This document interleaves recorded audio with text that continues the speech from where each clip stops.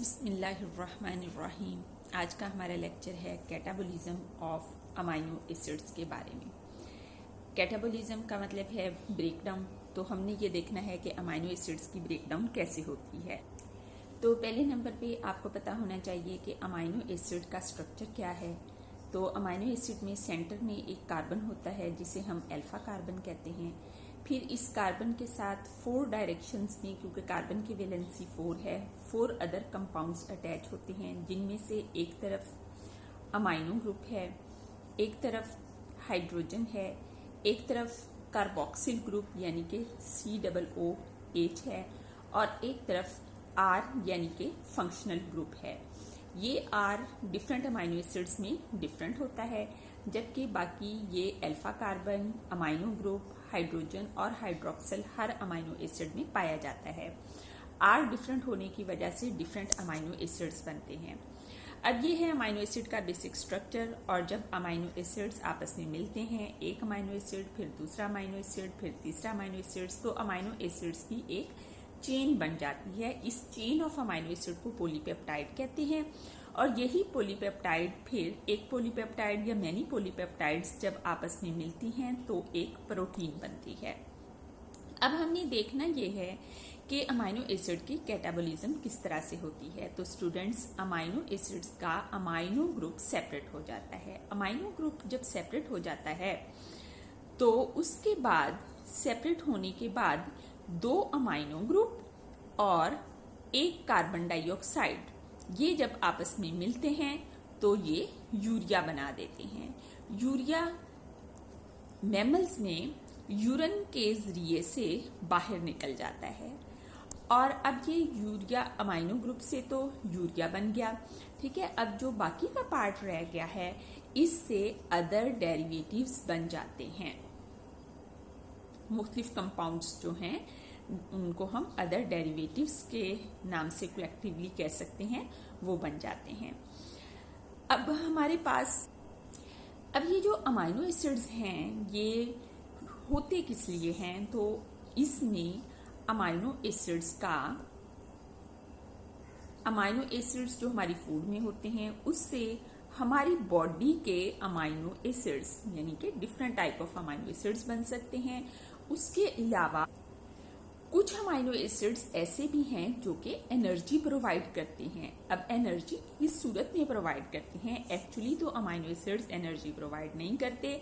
हमारी बॉडी का preferred source of energy carbohydrate है। कार्बोहाइड्रेट अवेलेबल नहीं होते तो फिर बारी आती है फैट्स की। और अगर फैट्स भी अवेलेबल नहीं होते एनर्जी प्रोडक्शन के लिए तो फिर बारी आती है प्रोटीन्स की। और प्रोटीन किस चीज की बनी है? अमाइनो एसिड्स की। तो इसका मतलब है कि फिर बारी आ जाती है अमाइनो एसिड्स की। तो ये तीसरे नंबर पर बारी आती है। बहुत रेयर चांसेस होते हैं कि बॉडी में कार्ब्स भी खत्म हो गए, फैट्स भी खत्म हो गए और प्रोटीन की ब्रेकडाउन की एनर्जी प्रोडक्शन के लिए जरूरत पड़े। अब ये ब्रेकडाउन होती कैसे है? तो इसके लिए मुख्तलिफ प्रोसेसेस हैं। इसमें से जो फर्स्ट टाइप है इसको हम कहते हैं डीअमाइनेशन। डीअमाइनेशन आपको नाम से पता चल रहा होगा कि ये क्या है।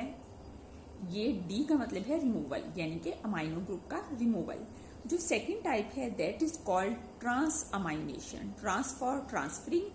तो इसमें ऐसा होता है कि अमाइनो ग्रुप एक अमाइनो एसिड से दूसरे अमाइनो एसिड को ट्रांसफर हो जाता है, दूसरे कंपाउंड को ट्रांसफर हो जाता है और वो अमाइनो एसिड बन जाता है।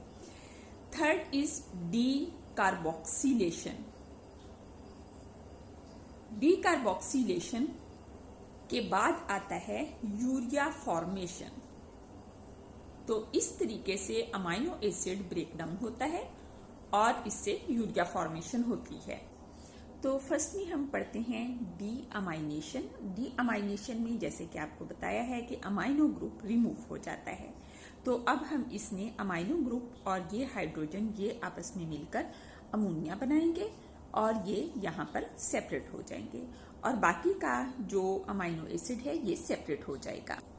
तो ये रिएक्शन इस तरीके से होगा कि ये एक अमाइनो एसिड है, इसमें से अमाइनो ग्रुप सेपरेट हो गया, अमोनिया बन गया, जिसमें ये हाइड्रोजन भी इसके साथ लग गया है और यहाँ पर ये C डबल बॉन्ड O बन गया है। अब ये एक कंपाउंड सेपरेट हो गया है और अमाइनो ग्रुप सेपरेट हो गया है। This is called D amination, क्योंकि इसमें अमाइनो ग्रुप रिमूव हुआ है।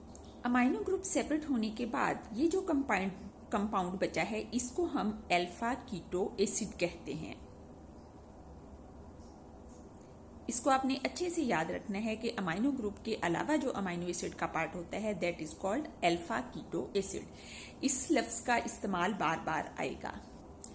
ये अल्फा कीटो एसिड आगे मुख्तलिफ तरीके से इस्तेमाल हो सकता है। फॉर एग्जाम्पल ये कैटाबोलाइज हो सकता है कार्बन डाइऑक्साइड एंड वाटर में एंड एनर्जी में। ये किस प्रोसेस में ऐसा होगा? सिट्रिक एसिड साइकिल में। सिट्रिक एसिड साइकिल को आप रिमाइंड करें कि सिट्रिक एसिड साइकिल में हमने अल्फा कीटो एसिड पढ़ा है। Alpha keto acid citric acid cycle में मौजूद होता है, तो ये सिट्रिक एसिड साइकिल में एंटर हो जाएगा और वहां पर ये कार्बन डाइऑक्साइड, वाटर और एनर्जी में ब्रेक डाउन हो जाएगा।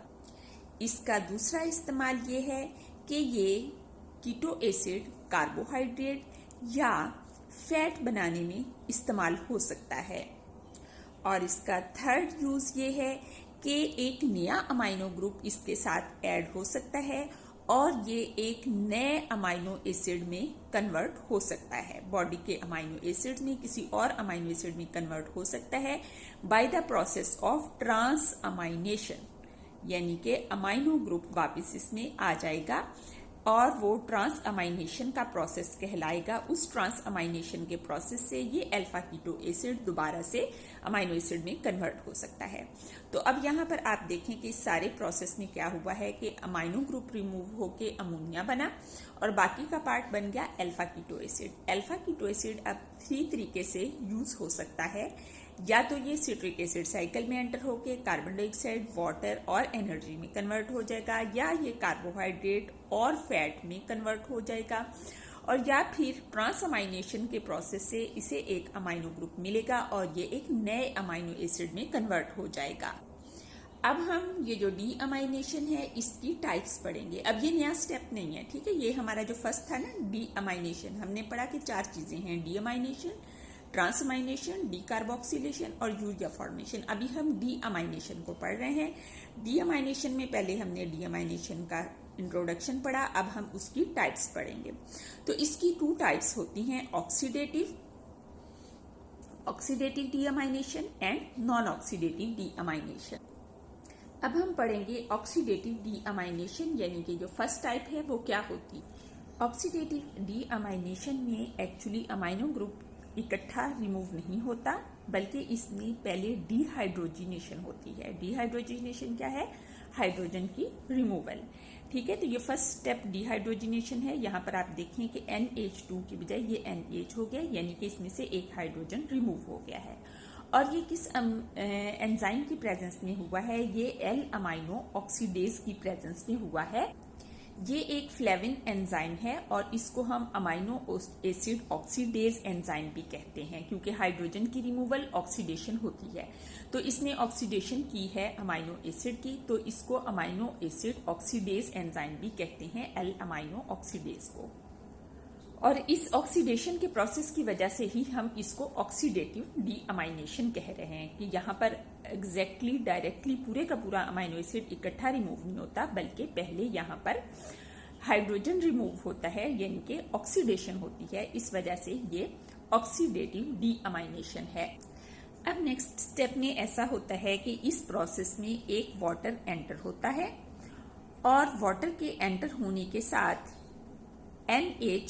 NH3 बनकर, यानी कि अमोनिया बनकर निकल जाता है, ठीक है। यहाँ पर एक हाइड्रोजन इसका और 2 हाइड्रोजन वाटर के, ये इसके साथ एंटर हो जाएंगे और NH कन्वर्ट हो जाएगा NH3 में और NH3 बनके ये निकल जाएगा। जबकि ये जो ऑक्सीजन है ये यहाँ पर C के साथ डबल बॉन्ड O बना लेगा। तो ये आपको पिछले स्टेप में दिखाया है कि ये अमाइनो एसिड का जो स्ट्रक्चर है, इसको जिसमें से अमाइनो ग्रुप रिमूव हो जाता है, इसको हम कहते हैं अल्फा कीटो एसिड। तो इस तरीके से अमाइनो एसिड कन्वर्ट हो जाता है अल्फा कीटो एसिड में। तो इस तरीके से हमने डी अमाइनेशन की फर्स्ट टाइप, जिसे ऑक्सीडेटिव डी अमाइनेशन कहते हैं, ये पढ़ा। अब हम इसकी सेकंड टाइप, जिसे कि नॉन ऑक्सीडेटिव डीअमाइनेशन कहते हैं, इसको पढ़ेंगे। तो चलें अब इसको देखते हैं, नॉन ऑक्सीडेटिव डीअमाइनेशन कैसे होती है। कुछ अमाइनो एसिड ऐसे होते हैं कि जो नॉन ऑक्सीडेटिव डीअमाइनेशन करते हैं, फॉर एग्जाम्पल ग्लूटामेट या ग्लूटामिक एसिड। अब ग्लूटामिक एसिड कैसे बनाना है, ये तो अमाइनो एसिड का बेसिक स्ट्रक्चर है जिसमें एक तरफ अमाइनो ग्रुप अटैच है, सॉरी यहाँ पर 3 नहीं आएगा 2 आएगा। तो ये अमाइनो ग्रुप एक तरफ अटैच है, एक तरफ हाइड्रोजन अटैच है, ये कार्बोक्सिल ग्रुप अटैच है और यहाँ पर इसका फंक्शनल ग्रुप अटैच होगा। और इसका फंक्शनल ग्रुप क्या है, कार्बन और 2 तरफ हाइड्रोजन यानी कि CH2, कार्बन 2 तरफ हाइड्रोजन यानी कि एक और CH2 और फिर COOH। तो ये ग्लूटामिक एसिड का फंक्शनल ग्रुप है, यहाँ से लेकर यहाँ तक ये ग्लूटामिक एसिड का फंक्शनल ग्रुप है।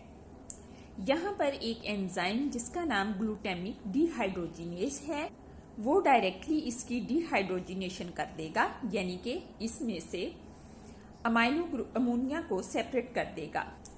ये सेकंड कार्बन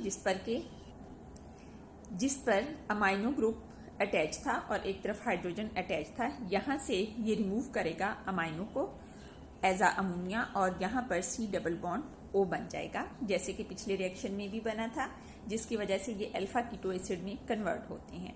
अब इस प्रोसेस में कुछ और चीजें इस्तेमाल होती हैं, जैसे कि निकोटीन अमाइड डाइन्यूक्लियोटाइड, ये एक कोएंजाइम के तौर पर इस्तेमाल होता है और इसके अलावा इसमें वाटर भी यूज होता है, जिसका हाइड्रोजन अमाइनो ग्रुप के साथ मिलकर इसको अमोनिया में कन्वर्ट कर देता है और अमोनिया यहाँ पर सेपरेट हो जाता है। और अमोनिया जब यहाँ पर सेपरेट हो जाता है तो ये पीछे जो प्रोडक्ट है इसका नाम अब क्या होगा, अल्फा कीटो एसिड। ठीक है, जब भी अमाइनो ग्रुप सेपरेट हो जाएगा अमाइनो एसिड से तो वो कन्वर्ट हो जाएगा अल्फा कीटो एसिड में। अमाइनो ग्रुप अलग से आगे जाके यूरिया में कन्वर्ट होगा और अमाइनो एसिड कन्वर्ट हो गया अल्फा कीटो एसिड में। अब हम ऑक्सीडेटिव डीअमाइनेशन की एक और टाइप पढ़ने लगे हैं, जिसमें सल्फर कंटेनिंग अमाइनो एसिड्स की डीअमाइनेशन पढ़ेंगे। ये सल्फर कंटेनिंग अमाइनो एसिड, इसका नाम है L-सिस्टीन और इसकी डीअमाइनेशन कैसे हो, इसकी डीअमाइनेशन हाइड्रोजन सल्फाइड की रिमूवल से होगी। ये हाइड्रोजन सल्फाइड में कन्वर्ट होगा और हाइड्रोजन सल्फाइड बन के रिमूव होगा, तो इस वजह से इसको हम कहेंगे डीसल्फहाइड्रेशन, यानी कि रिमूवल ऑफ हाइड्रोजन सल्फेट। तो यहाँ फर्स्ट स्टेप में इसकी डीसल्फहाइड्रेशन होगी। यहाँ पर आप देखें कि एसिड रिमूव हो गया है और अब ये अमाइनो एसिड की बजाय कन्वर्ट हो गया है इमिनो एसिड में। पहले अमाइनो हम ए से लिखते हैं ना, तो ये अब हो गया है इमिनो एसिड यानी कि आई से। आप इसमें देखें कि यहाँ पर इसमें डबल बॉन्ड बन चुका है, ये वाला जो बॉन्ड है ये इसमें डबल बॉन्ड बन चुका है। अब फौरी तौर पर इसमें एक और चेंज आएगी और इसमें ये कन्वर्ट हो जाएगा, ये डबल बॉन्ड यहाँ पर शिफ्ट हो जाएगा। ठीक है, ये डबल बॉन्ड इस पे शिफ्ट हो जाएगा और यहाँ से एक हाइड्रोजन रिमूव हो जाएगा। तो अब ये इस तरीके से हम इसको लिखेंगे, यहाँ से डबल बॉन्ड खत्म कर दिया और यहाँ पे डबल बॉन्ड बना दिया और यहाँ पर जो NH2 था वो NH लिख दिया। ये भी इमिनो एसिड ही है, इसका भी वही नाम है इमिनो एसिड ही, लेकिन जस्ट इसमें डबल बॉन्ड की शिफ्टिंग हुई है, थोड़ी सी चेंज आई है। नेक्स्ट इसमें वही स्टेप्स होंगे जैसे हमने पीछे देखा है कि इसमें हाइड्रेशन होगी, यानी कि इसमें वाटर एंटर होगा और वाटर एंटर होने के साथ इसमें से अमाइनो ग्रुप रिमूव हो जाएगा। जब अमाइनो ग्रुप रिमूव हो जाएगा ये अल्फा कीटो एसिड में कन्वर्ट हो जाएगा। अब यहाँ पर आप गौर करें कि ये वाला इसी तरह रहा है, जस्ट यहाँ से ये अमाइनो ग्रुप रिमूव हुआ है और डबल बॉन्ड O बन गया और ये वाला सारा भी उसी तरह रहा है, लेकिन अब इसका नाम क्या हो जाएगा, अब ये है अल्फा कीटो एसिड। ठीक है, ये वही चीज है जो कि एक अमाइनो एसिड से अमाइनो ग्रुप रिमूव करने से बनता है। यहाँ पर आप देखें कि अमाइनो ग्रुप रिमूव हुआ और C डबल बॉन्ड O बन गया है, तो ये अल्फा कीटो एसिड बन गया है। तो इस तरह यहाँ हमने ये चीज देखी है कि वो अमाइनो एसिड जो कि सल्फर कंटेनिंग होते हैं उनमें सबसे पहले डीसल्फेशन होती है, यानी कि उनका SH ये रिमूव होता है और ये किस तरीके से रिमूव होता है, ये हाइड्रोजन सल्फाइड बन के रिमूव हो जाता है और उसके बाद नेक्स्ट स्टेप में इनका अमाइनो ग्रुप रिमूव होता है। अब यहाँ तक हमने डी अमाइनेशन पढ़ लिया है। अब नेक्स्ट हम पढ़ेंगे ट्रांस अमाइनेशन। इस प्रोसेस में एक अमाइनो एसिड और एक कीटो एसिड यूज हो रहा है। अमाइनो एसिड अपना अमाइनो ग्रुप डोनेट करेगा कीटो एसिड को, जिसकी वजह से कीटो एसिड अमाइनो एसिड में कन्वर्ट हो जाएगा, और अमाइनो एसिड में चूंकि अमाइनो ग्रुप रिमूव हो गया है, इस वजह से ये कीटो एसिड में कन्वर्ट हो जाएगा।